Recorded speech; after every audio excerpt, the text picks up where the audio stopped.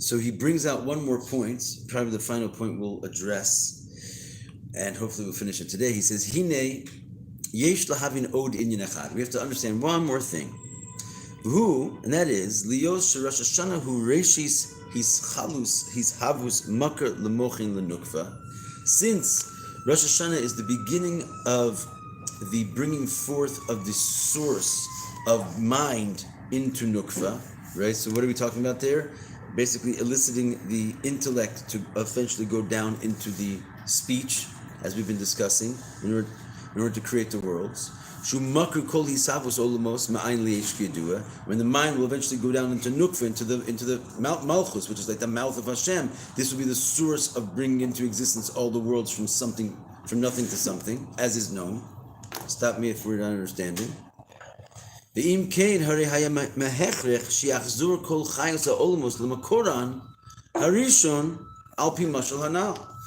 on the analogy that we just got through saying, that a person could lose interest in his work. And therefore, what happens when you lose interest in your work? Like you lift your hands up from the job, right? Because the energy stops flowing into the action. Why was that? Because the energy stopped flowing into, because the emotion stopped being there. And why was that? Because the intellect stopped being a reason for that emotion. So basically all the energy like went up into nothing, and we have to then blow the shofar and trigger it to come back down again. So according to what we've been saying, if once a year Hashem sort of like loses interest in the job, then there should be a situation where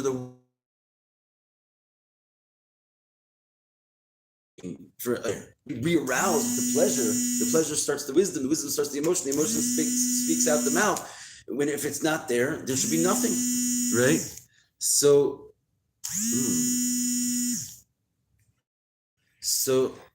okay, I'm just getting a call from the home there. I hope everything's okay. So the idea is that's what he says. If so, it must be that there should be a return of all the worlds to their original source, according to this analogy.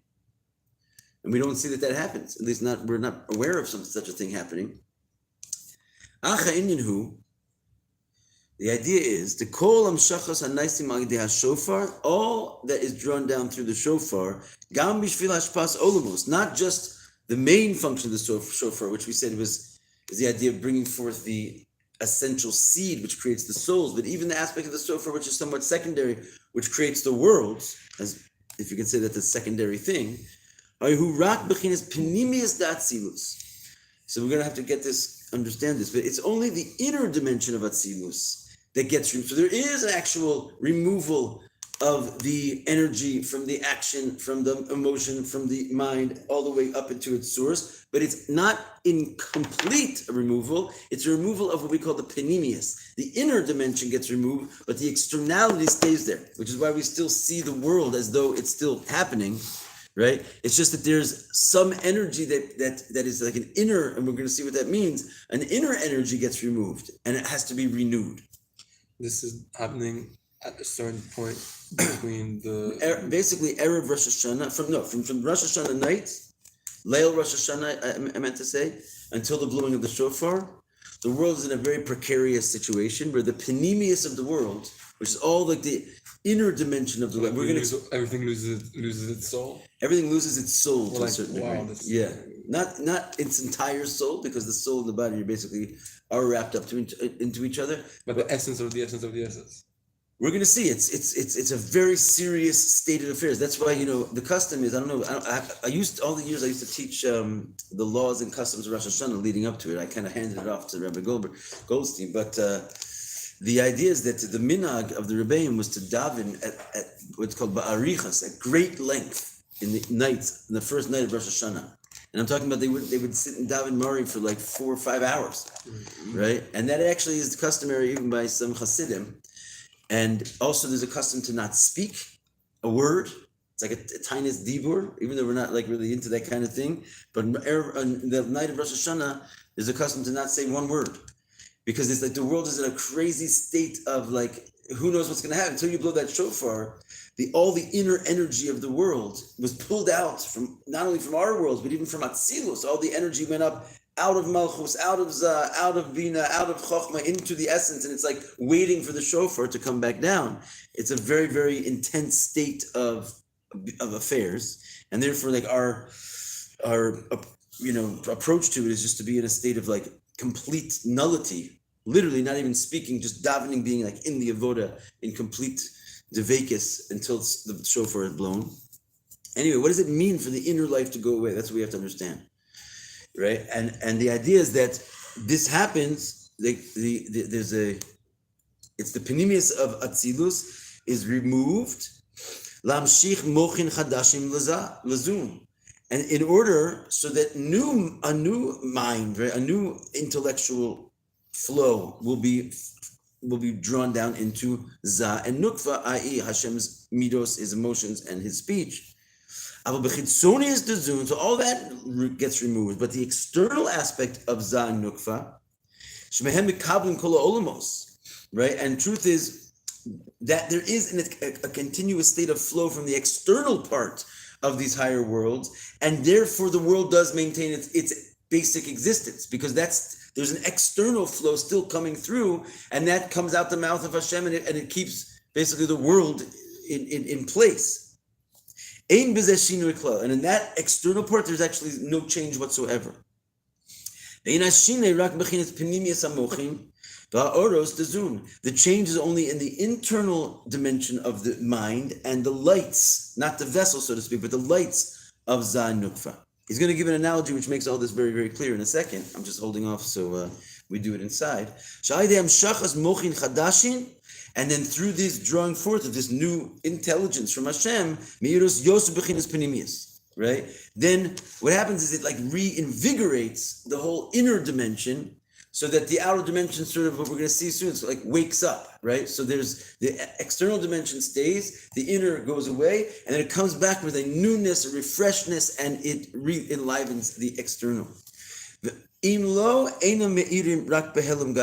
if it wouldn't come back, then it would just be in a state of total concealment. And then he says, we can understand this by way of an analogy. What does it mean that the inner life goes away but the external life stays there? Can anyone think of a good analogy for this? The thing is, we have the analogy of the glove, but if you take the hand of the glove just flops and dies. So this is why I like that analogy. What is the glove of the body?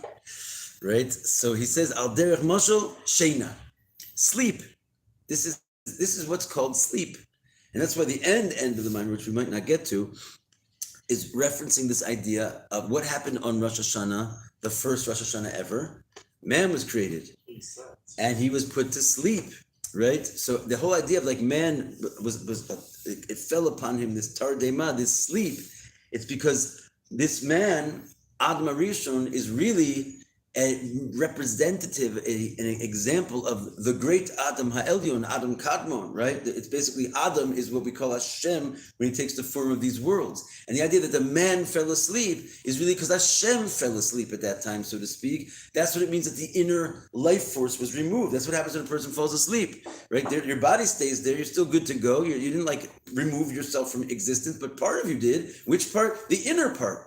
Right? Oh, and that's what it means for the panemius of Atzilus to go away. It's like there really is two parts of us, right? There's like your sort of just functionality of your body, like maintaining its coordinates in this world. But then there's like the whole flow of intellect and emotion and like chayas that can embody this. So that's where the world is on Leil Rosh Hashanah. It's sleeping, right? Which means basically it's a kind of a serious situation. Sleeping is like a 60th of death. There's no chayas of Hashem, because there's no interest of Hashem in the world. It has to be renewed.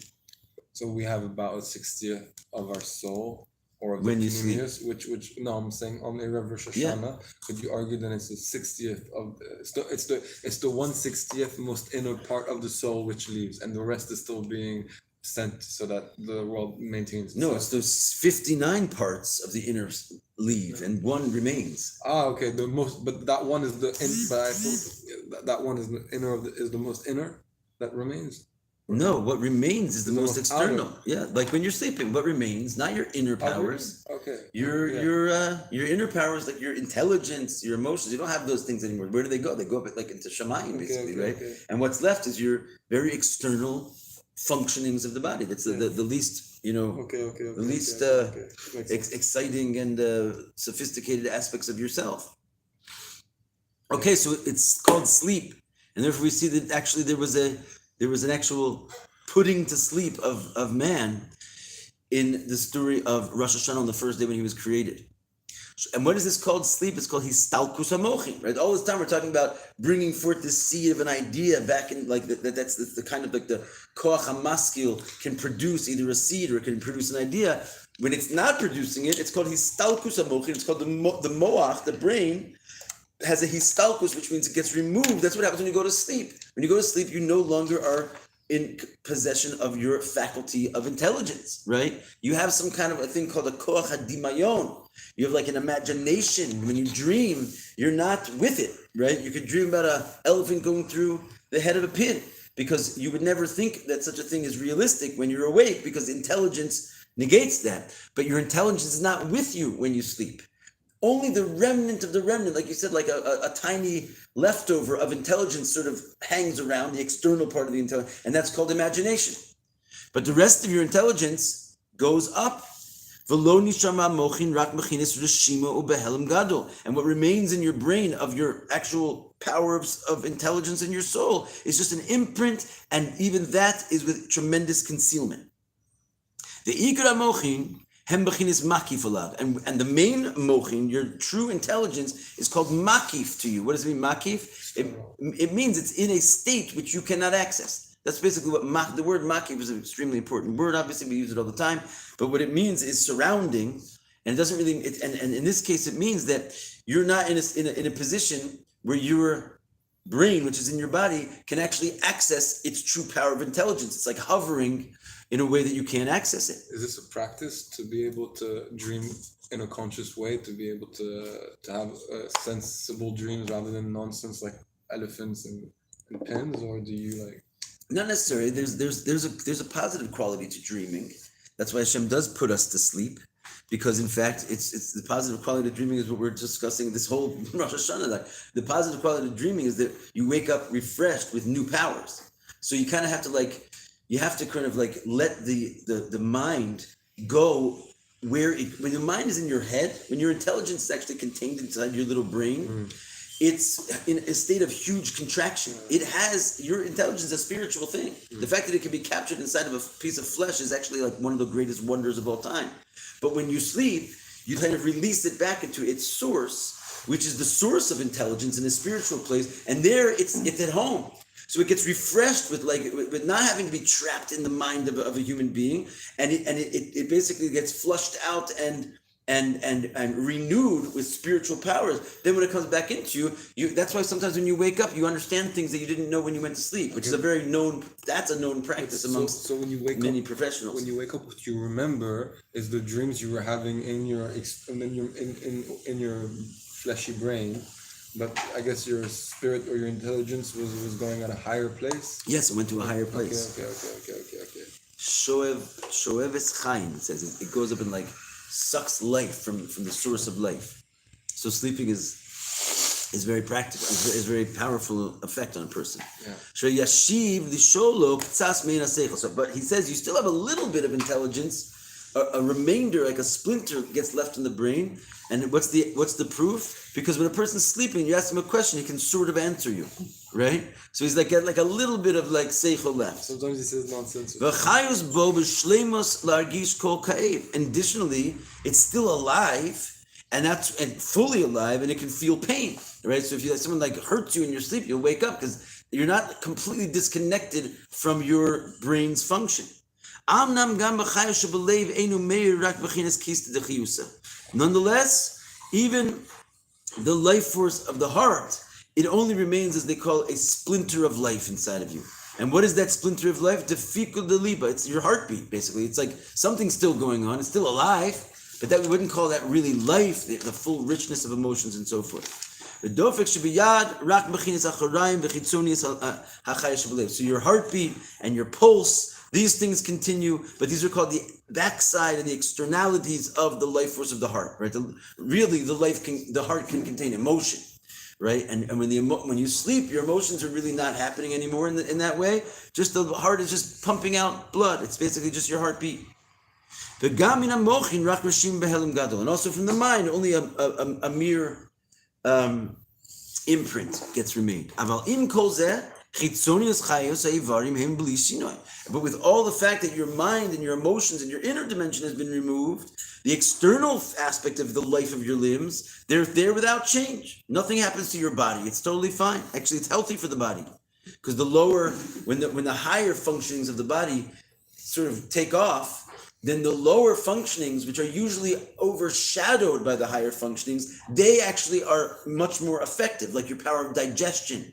And that's why sleep is healthy for the body, because when you're awake, your intellect and your emotions are very powerful forces which sort of like override the digestion, and they can get you all worked up, so your body, you're not really paying attention to your body and it's not paying attention to itself. So that's one of like the beautiful cycles that Hashem gave us, that your mind and your heart, it's good for them and it's good for you later when they go get recharged. And in the meantime, it's good for the lower functionings of your body when they're not around to sort of like take all the energy away. So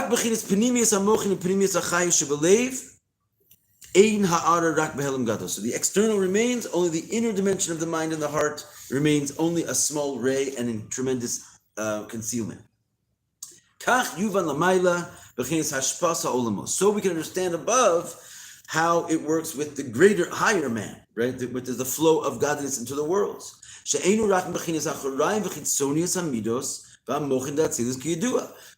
Leil Rosh Hashanah, right? When Hashem sort of weakens his hands from the job, we see what that means now. When Hashem sort of like doesn't really feel like doing this anymore, he's not sure if his heart is in it, he's not sure his mind is in it, he's not sure if his pleasure is in it, he doesn't stop, thank God, right?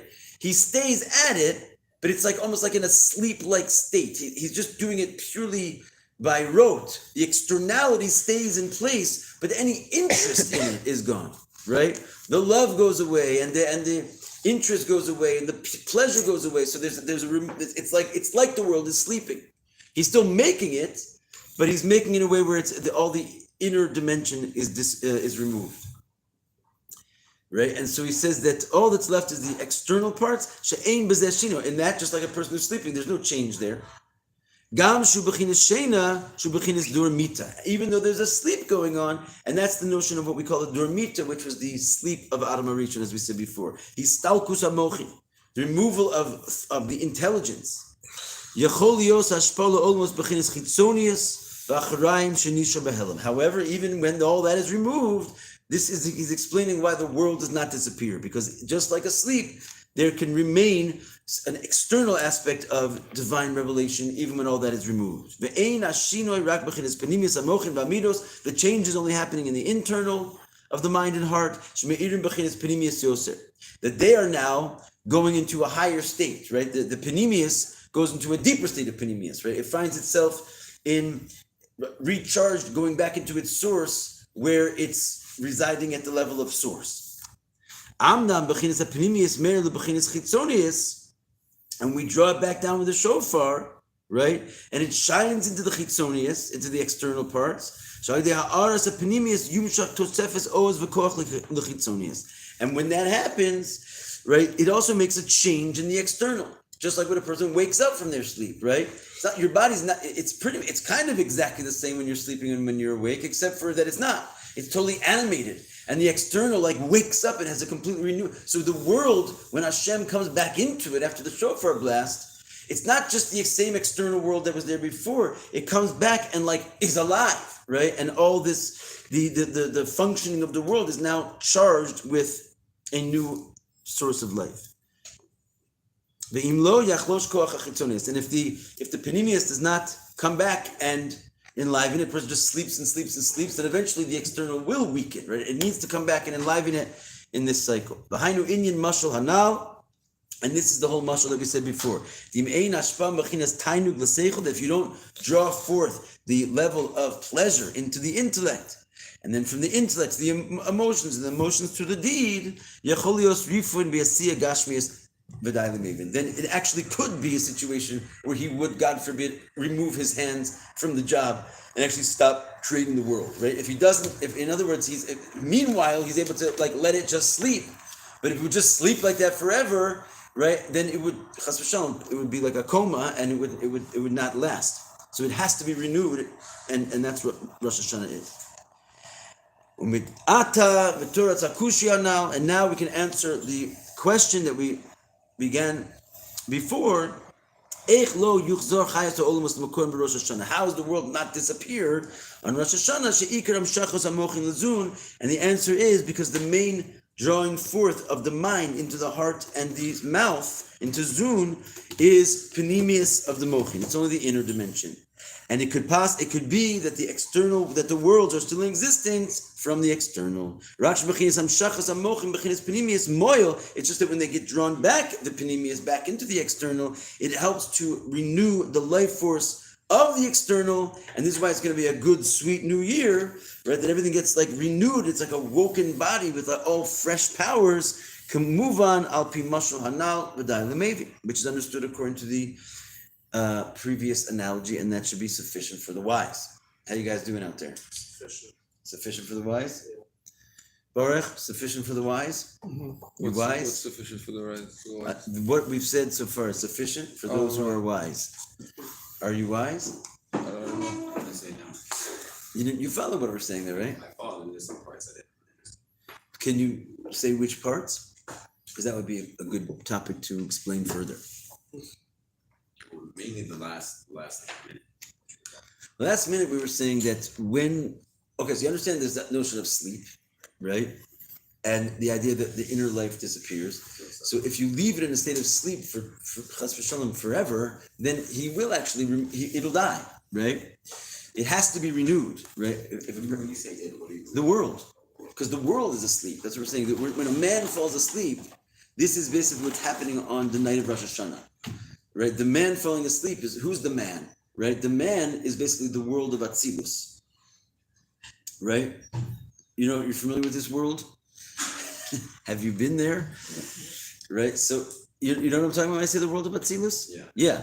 So it's like it's in the form of a man, right? It has Chochmah, Bina. It has all the 10 spheres, just like a man has. We have those spheres because Hashem has those spheres when He calls Himself this supernal man, right? So the idea is that man, right, which is like God, who has dressed Himself in these 10 attributes.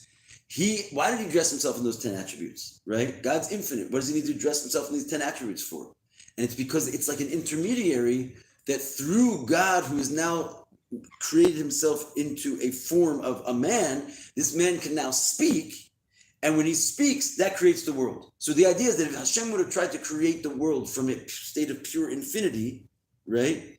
What would have come out of Him would have been pure infinity, and therefore the world would not have satisfied His desire to become a finite world. So Hashem created the world. He made a finite world by way of stages, so that the world would in fact be finite. And what He did was He put His infinite self into finite characteristics, and then He sort of made Himself into an entity that could create. And when Hashem creates the world through the spheres of Atzilus, He winds up creating a finite world instead of an infinite world. Now, that man who's creating this finite world falls asleep apparently once a year, right? And what does it mean that he falls asleep? It means the inner dimension of the energy, which is flowing through and giving animation to his world, it basically needs to he sort of loses interest in it, and therefore all the energy returns to its source. Just like when a person, they fall asleep, your mind and your heart, they leave your body and they go into sort of their heavenly source. So when you wake up, so the idea now is that you have the world still going on, but only in a sleep-like state, and you have your powers that are your inner dimension of your powers are up in their source. What he's talking about now is when you wake up and which how does Hashem wake up? The shofar. It's not accidental. It's like an alarm clock, right? It's loud. It makes a noise. It like wakes up the sleeping person. We actually use the shofar to wake the guys up sometimes, right? So it wakes up Hashem as well. And the idea is that what does it really mean for that he wakes up? It means it triggers his pleasure to basically bring forth the ideas of the world, and then the idea dresses up in the love for the world, and the love dresses up in the speech for the world, and the energy rushes back in, and the world wakes up. And what we're saying, the last thing we said in the last minute was that when the world wakes up, the external body, right, is given a tremendous uplift and renewal from the fact that the internal body comes back into it. Just like a person who wakes up from his sleep, his whole life is renewed, and he has like a new day on his hands, and he's fresh and feels like, much better than he was when he went to sleep. Even though when he went to sleep before, he had his soul in his body, so to speak, but it was weak, it was tired. When he sleeps, it comes back, it renews and refreshes the whole world. It's suddenly like awake for the first time. I have a question. Yeah. Could you make a comparison between like this whole annual thing and bring it to a microcosm on a day-by-day basis, saying that the world is also sort of renewed every day as the sun literally sets and rises, and that even though it's not the Pnimiyut, because it seems to be an external light, it still has this parallel to it. Yeah, that's why man falls asleep. We fall asleep every day. Right. Because you could ask yourself, like, why does, like, if the Rebbe asks, it's kind of like he draws it out. He's like, this doesn't make any sense. Hashem put us in this world to work, and like half the day we're like, Mamash, he just like puts us down. It's like a weird thing. Someone like an alien comes and like sees this, like everyone's like busy all of a sudden, just like why would Hashem create a situation where he has his workers that he made them in such a way that they just need to like stop, right? So obviously the sleep itself is some kind of like a very high level of necessity that he gave us this rest, and that's what it is. Every day we go to sleep, because yes, every day is like a whole year in a smaller version, right? And that's why we daven shachar. We start the whole day all over again, because we basically are living an entire life in 1 year. That's why at the end of the end of a person's life, what do they do? They say vidui, right? They like confess all their sins. That's why every night before we go to sleep, Kriya Shema Lamita, right? It's like we're preparing to die. Because you're actually gonna die. You're gonna go. 1/60 of life is gonna be left in the body. So every day is a miniature year, right? And it's like the whole process of it. The entire life is supposed to happen in a day. Thing is, we're going into the next section. Scares me a little bit, because if we don't get deep into it, we're gonna get confused. Which I guess we can give it a try. Yeah. It's complicated. Let's go for it. You ready, Israel? You and me, baby. This is the concept of what we call the Nasira of Rosh Hashanah. What was the Nasira? That Hashem removed the rib. It's not really the proper translation, right? The side of Adam Harishon when he created Chava. You familiar with the story? What's that? Slosav. Yes, Sela means side. Rashi says, right? In the Mishkan. What's that? It's not a river.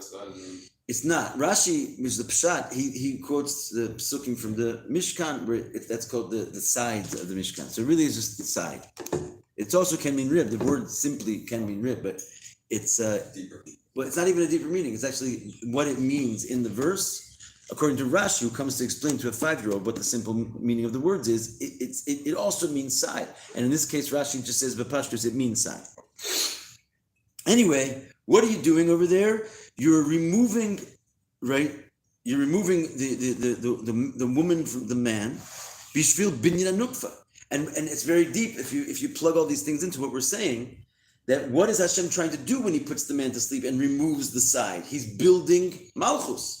So this is Mamash Rosh Hashanah, right? What's happening over here is the girls are going to sleep, right? And that's the idea of the Erev Leil Rosh Hashanah, the whole world, the Chayas leaves. And then what's he going to sleep for? To remove the woman. The woman represents the sphere of Malchus, which is the power of speech, which is going to be the whole point of Rosh Hashanah and the 10 days of Tshuva is called Binyan HaMalchus, building Malchus, basically like putting back into place. The Malchus is the speech, Hashem's interest in saying the world back into creation. So it's the whole story of like man in the first day of his life is actually the story of creation in and of itself. This is after he's received his godly soul and become a revitalized being. Then after we've done after he's created, Hashem puts him to sleep. Okay, and then removes, not again, there was no again, just one time sleep. He was created by Hashem, okay, right? And then Hashem put him to sleep. That's after he gave him his soul? Yeah, he had his soul already. Okay, so right? But now he's like, okay. And then he's removed, the woman is removed from him, which is basically the idea of the sphere of Malchus. And that's what it says, Likach echad mitzlosav de zah. And that's talking about taking one side of Zah. So if Adam is Zah, Hashem is removing one side. As it says, V'yipol tir dama la Adam. What's his Zah? Za is Ze'er Anpin, it represents the six Ze'er emotional Anpin is the spheres of midot. Atzimus, Yeah, the midos. And as the pasuk says, Hashem put a sleep on him, and he took from his side. Shubachin is Sheni Stalkus Amochin. So this is the exact concept of what we said before. That it's the sleep, which is the removal of the mind up into its source. Kedei livnos binyan anukva parts upnei atzma. And why is he doing this? Why does the sleep happen? Again, why does the sleep happen to us every day? It's because he wants to build a nukva, the feminine, as a partsuf on its own. In other words, what was going on there is that the feminine was sort of joined to the masculine, right? And it did not, and that was for some reason, which we will hopefully get to, was not an ideal situation. And he needed that the feminine should be a distinct entity from the masculine, right? That basically Za and Nukva should not be partnered up and as one, but that they should each have their own distinct place. That's going to like fulfill the purpose of creation. Zer Alpin, which is the midot, Yeah. and Nugva, which is Malchus. Okay, so that's the lower one, and they each have a partsuf. That's right. They each have their own 10 spheres. Okay. Shu'ikra Nasira, and this is what the removal is really for. Is lamshi chasadim lamtika gavoros. Is then once they're separated, essentially Za is associated with love, with chesed. And Malchus is associated with Gevurah, as we're going to soon see. And the idea of separating them is that enables the chesed to be independent, so they can go and sweeten the Gevurahs. And we're not going to have a lot of time to explain it. I will get the explanation out as best as I can. Right? And so, but what we're saying is they have to be separated so that the chesed will sweeten the Gevurah. We don't know exactly what that means yet, but we will. Ubezen and Nasir parts of a nukva. And for this reason, he had to remove the whole partsuf, the whole section of the feminine, the gevura, and make it its own separate entity and not sort of cloud and overtake the partsuf of Za. Which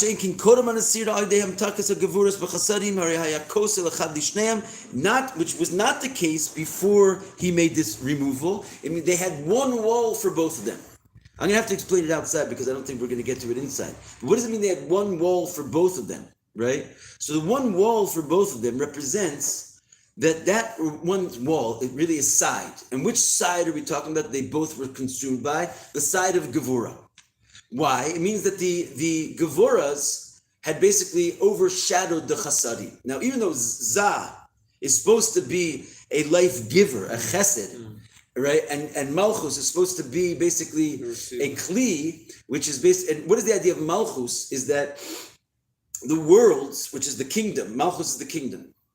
The kingdom is in a state of constantly realizing that it's nothing, and like a flame on a wick, it wants to get off the wick, right? The idea of Malchus is that it's constant, like David HaMelech is the sphere of Malchus. And what has David said? Ani tefilasi, I am prayer.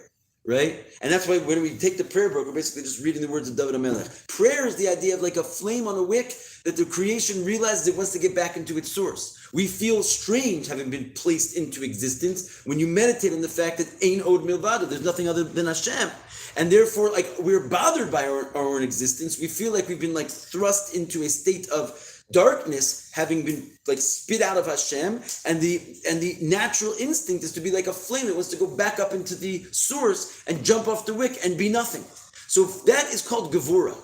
The fire, the element, is called Gevurah because it's trying to always go up into its source, and this is what we call Gevurah. Water is like Chesed. Water always wants to go from a high place to a low place. Wherever you put water, it's going to find the lowest place. That's the idea of Hashem wanting to give the life.